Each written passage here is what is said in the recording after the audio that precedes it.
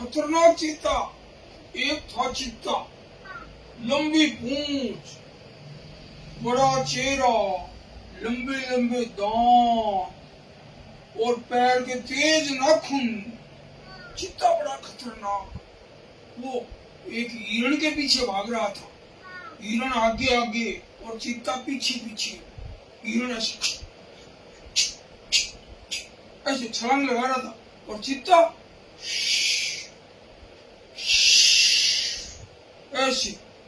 फिर अचानक क्या किया, हिरण है ना, अचानक ऐसे ऐसे करके मुड़ गया।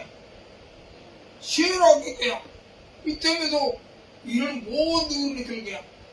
फिर वो चीता है ना, चीता वो देखता ही रह गया, लेकिन वो फिर गायब हो गया। पता ही नहीं चला, वो पेड़ों के झुरमुट में हिरण गायब हो गया। और हिरण को जो है ना चीता खा नहीं सका, फिर उसकी जान बच गई।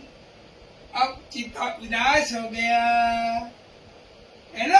अब बजाओ ताली।